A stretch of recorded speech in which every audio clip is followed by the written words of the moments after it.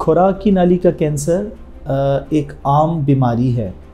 पाकिस्तान में हमारे पास बहुत सारे ऐसे मरीज़ हैं जिनको खुराक की नाली का कैंसर पेश आता है।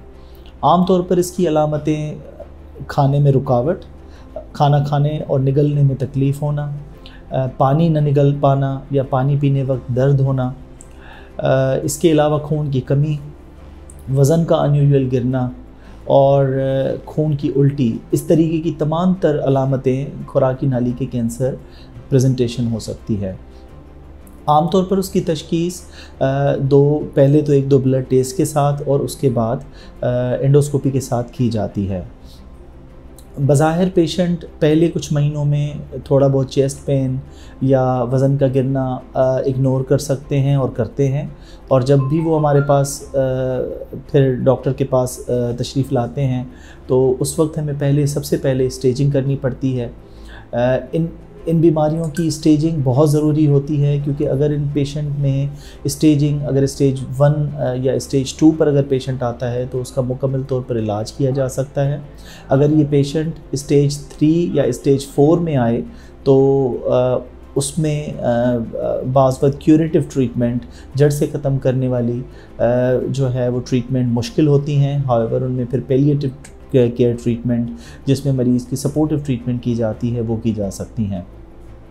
अच्छा, खुराक की नाली के कैंसर्स आम तौर पर इलाज के बाद बिल्कुल ठीक भी हो जाते हैं। कुछ पेशेंट्स में रेडियोथेरेपी, शुआएं लगने के बाद खुराक की नाली में तंगी पेश आ जाती है, जिसको पोस्ट रेडियोथेरेपी इसोफेजियल स्ट्रक्चर कहा जाता है। आम तौर पर ये कीमोथेरेपी और रेडियोथेरेपी के 2 से 4 हफ़्ते के बाद किसी भी वक्त पूरी लाइफ टाइम में खुराक की नाली तंग होने की वजह से खाने में दुश्वारी का सामना कर सकते हैं। Esophageal strictures doctor A K. Lohana clinic endoscopy service पर हम 2 तरीके की अपरेटस के साथ ठीक करते हैं। सबसे पहला एंडोस्कोपी और CRE बलून डायलेशन, जिसमें एक बलून जो है जिसकी मदद के साथ खुराक की नाली का रुकावट या स्ट्रक्चर दूर किया जाता है, और दूसरा तरीक़ेकार होता है सेवरी डायलेशन, जिसमें हमने ये एक केस आपके सामने अभी दिखाया है स्क्रीन पर, जिसको आप देख सकते हैं।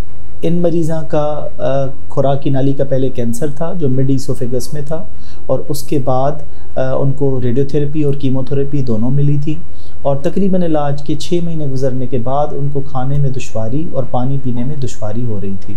हमने इन पेशेंट को बुलाया और हमने इनका एंडोस्कोपी के ज़रिए, ये एक प्रोसीजर है जिसको हम CRE बलून डायलेशन कहते हैं, जिसमें एक बलून जो है वो रुकावट की अक्रॉस उसको पास किया जाता है, और फिर वायर जो है वो मैदे में छोड़ी जाती है, और उसके बाद उसको कॉशियसली उसको डायलेट किया जाता है। तो इस मरीज़ा का हमने जैसे ही डायलेट किया, और अल्हम्दुलिल्लाह इसके बाद इसकी आप अगर देखें तो इसमें हम ट्यूब आराम से पास कर पाए हैं। हमने आगे जाकर इनका मैदे का मुआयना किया, जिसमें पहले से एक फीडिंग ट्यूब जो बेसिकली इनको पेट की ट्यूब डाली गई थी और जिसके ज़रिए ये ग़िज़ा ले रही थी, वो भी हमने उसमें देखा, और साथ ही साथ इन्हें का टोटल ड्यूरेशन जो है वो सिर्फ 5 मिनट तक होता है, और उसके बाद मरीज़ तकरीबन 1 से 2 घंटे में बिल्कुल जब वो कॉन्शियस हो जाता है तो उसकी खुराक वगैरह शुरू की जाती है। ख़ास तौर पर पानी वाली ग़िज़ाएँ दी जाती हैं, और फिर जैसे ही मरीज़ उसको टॉलरेट करना शुरू करता है हम मज़ीद उसको बढ़ाए जाते हैं। तो आपको बताने का मकसद ये है कि आम तौर पर लोग इस चीज़ को इग्नोर करते हैं और वो बर वक्त डॉक्टर के पास अपनी तशख़ीस के लिए देर करते हैं।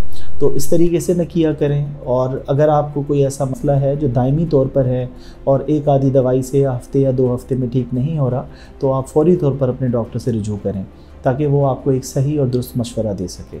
शुक्रिया।